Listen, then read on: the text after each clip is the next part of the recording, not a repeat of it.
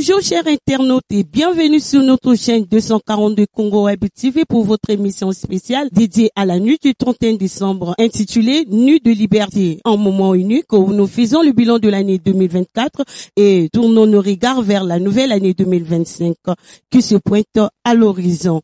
Sur ce plateau, nous avons le privilège de recevoir le révérend Ulrich Ongania, pasteur visionnaire de l'église Ministère du Temps des Apôtres MTA en sigle. Merci de vous joindre à nous pour ce moment de partage et d'inspiration.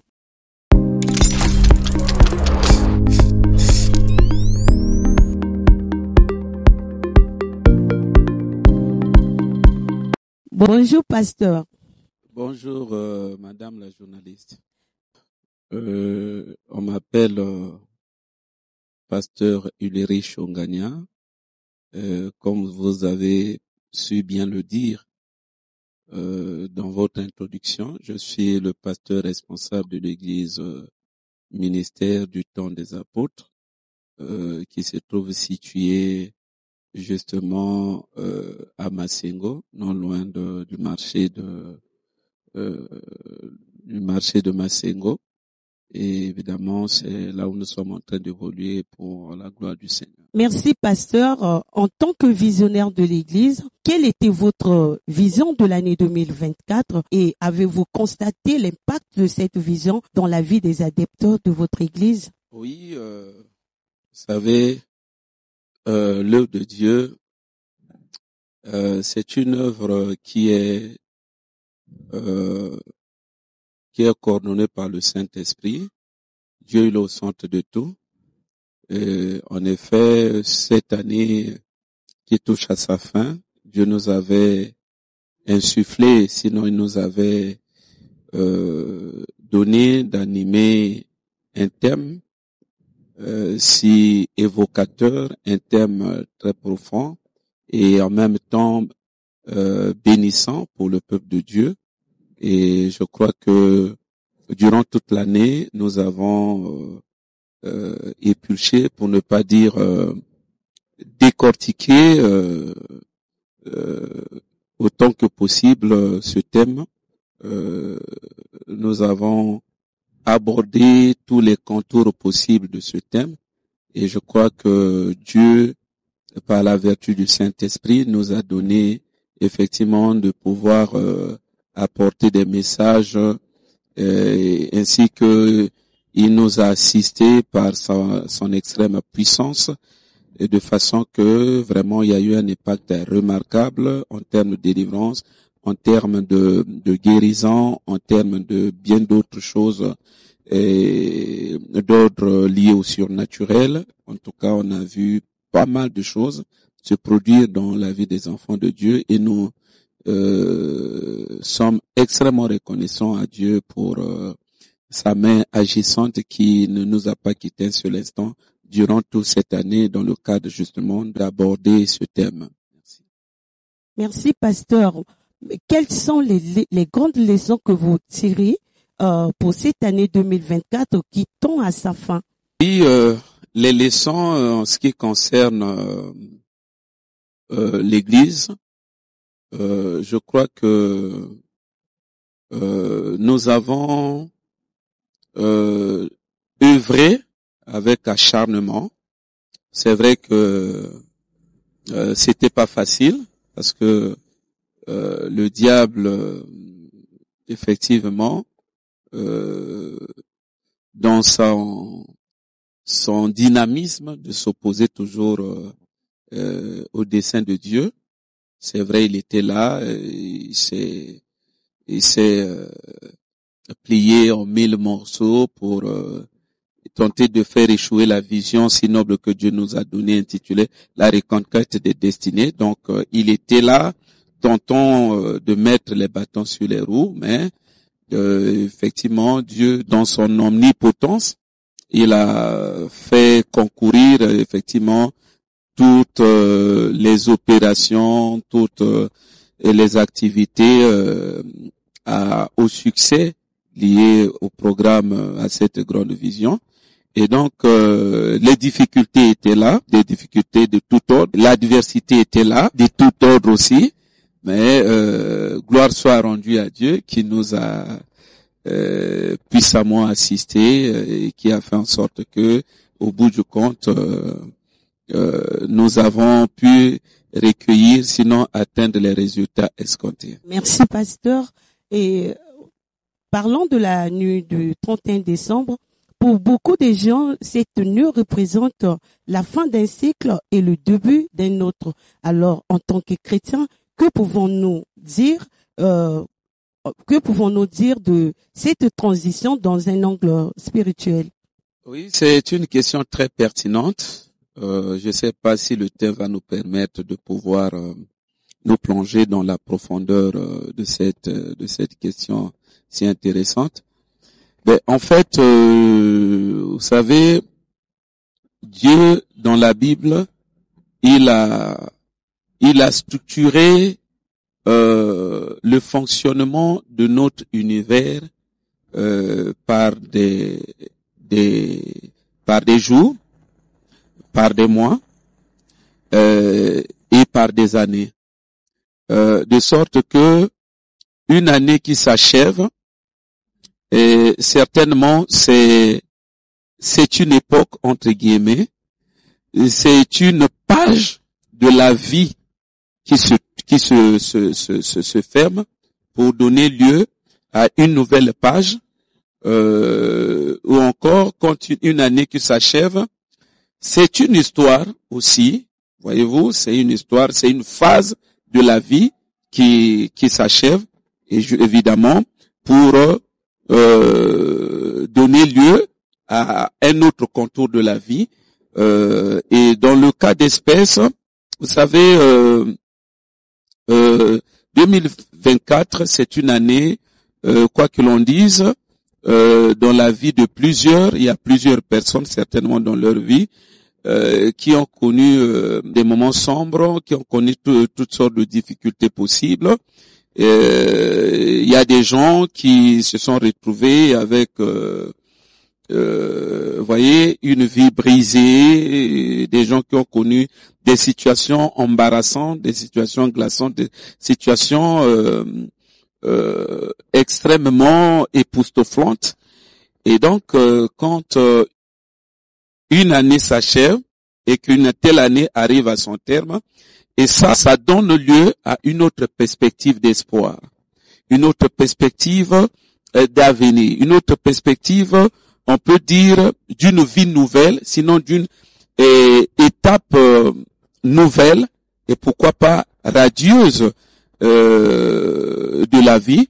Et donc, pour faire simple, l'année qui s'achève, certainement ça marque une étape qui donne lieu à une nouvelle ère pour ceux-là qui ont durant toute cette année, qui n'ont pas arrêté de pleurer, des gens dont la vie a été marquée par une certaine amertume, et donc dans la pensée de Dieu, cette année qui s'achève, ça vient tourner la page en fait à cette entre guillemets ce cycle un peu de malheur et tout ça, et c'est comme ça que nous interprétons les choses. Et donc nous croyons que l'année qui arrive là, c'est dans le langage divin, c'est une brèche qui s'ouvre, pour ne pas dire c'est une nouvelle ère qui arrive certainement, où Dieu va exploser sa gloire dans la vie de plusieurs. Merci beaucoup, révérend Ulrich Ongania, pasteur visionnaire de l'église, ministère du temps des apôtres. Toujours avec la nuit du 31 décembre, pasteur, comment préparez-vous cet événement de grande envergure? Oui, en termes de préparatifs du réveillon, sinon de la nuit du 31 décembre, nous sommes en train de mettre les bouchées doubles dans tous les sens pour que cette grande nuit soit une réussite effective pour tous ceux-là, évidemment, qui vont répondre présent à l'invitation que nous allons certainement adresser sous peu à tous ceux qui nous suivent en ce moment ou qui auront l'occasion de suivre cette vidéo. Donc, vraiment, nous, on est en train de donner le meilleur de nous-mêmes sur le plan organisationnel. Nous sommes en train de nous organiser dans le sens de mobiliser des gens, de sensibiliser le peuple de Dieu et pourquoi pas ceux qui ne connaissent pas Dieu, de sorte que et les gens puissent rompre d'avec le cycle vicieux, sinon cette sorte de tradition pernicieuse qui consiste pour certaines personnes d'aller débuter leur année, sinon fêter dans des bars, des hôtels, des endroits obscurs. Et ça, du point de vue de la pensée de Dieu, sinon des choses spirituelles, c'est une année, normalement, on peut pas la débuter, parce que débuter une année, ça vaut le sens, ça vaut l'action, ça vaut l'interprétation de consacrer, de dédicacer son année, voyez-vous.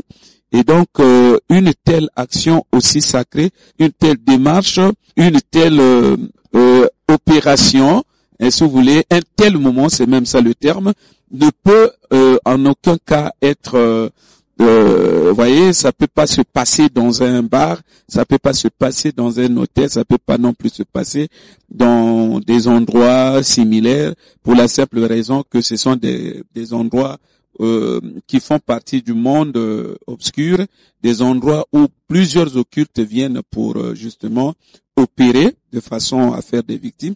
Et donc, il est tout à fait normal et souhaitable, sinon normal, que les gens comprennent un peu les choses selon cet ordre et de façon, évidemment, à que les uns et les autres optent pour débuter leur année dans la présence de Dieu, parce qu'il est écrit dans la parole de Dieu, si l'Éternel ne bâtit pas une maison, ceux qui bâtissent, bâtissent en vain.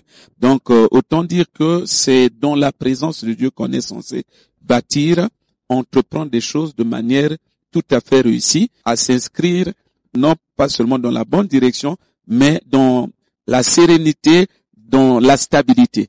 Donc, c'est comme ça que, je crois, c'est la nuit du 31 décembre, s'annonce pour nous dans des termes qui sont tout à fait éblouissants, des termes tout à fait magnifiques, selon que Dieu il sera au rendez-vous pour visiter son peuple. Pasteur, vous êtes le détenteur d'une vision. Et quelle est votre vision de cette année, de l'année 2025 qui se pointe à l'horizon? C'est une très bonne question. Cette année qui débute sous peu, notamment l'année 2025 pour nous, c'est une année que Dieu nous a inspiré, Dieu nous oriente dans un sens qui s'ouvre au triomphe, c'est-à-dire que c'est une année pour nous, une année de triomphe. C'est une année où nous sommes portés à conduire le peuple de Dieu dans un engrenage, voyez-vous, un engrenage de prédication, d'enseignement, mais également d'intenses prières, de sorte que le peuple de Dieu, les uns et les autres, parviennent à triompher sur l'adversité, à triompher sur toutes sortes de combats, de combats spirituels ou de combats d'autre ordre, voyez-vous.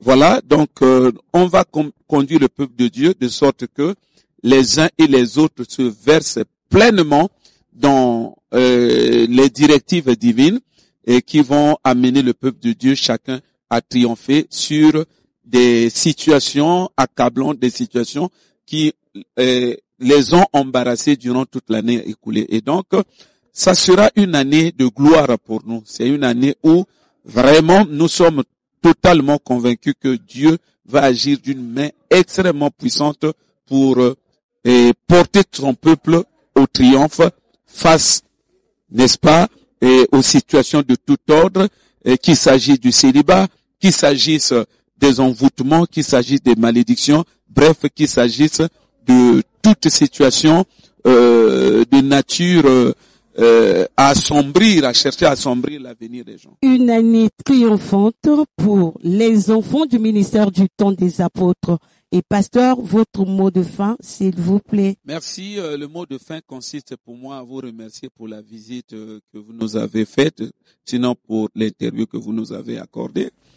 Et cela étant dit, le mot de la fin aussi consiste à demander au peuple de Dieu, et notamment à tous ceux-là qui auront l'occasion de nous suivre à travers les différents réseaux sociaux, à se saisir justement de l'invitation vibrantes que nous leur formulons, sinon nous leur adressons maintenant de manière à répondre massivement présent à la grande nuit du 31 décembre qui aura lieu dans cette église située derrière le marché de Massengo sur l'avenue du poste avancé du marché de Massengo, à quelques encablures justement de ce poste de police. Donc nous invitons tous ceux qui auront l'occasion de nous suivre à venir massivement et prendre part à cette grande veillée de visitation, cette grande veillée de triomphe, cette grande veillée de délivrance, cette grande veillée d'affectation ou cette grande veillée d'impactation.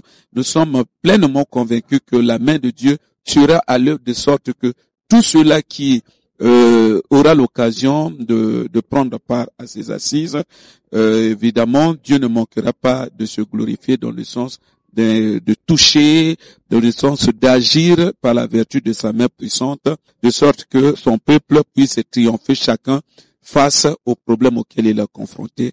Une fois de plus, merci madame pour votre visite, sinon pour cette merveilleuse occasion que vous nous avez donnée d'adresser cette invitation, aussi de partager aux internautes la noble vision que Dieu nous a donnée pour cette année qui se pointe à l'horizon.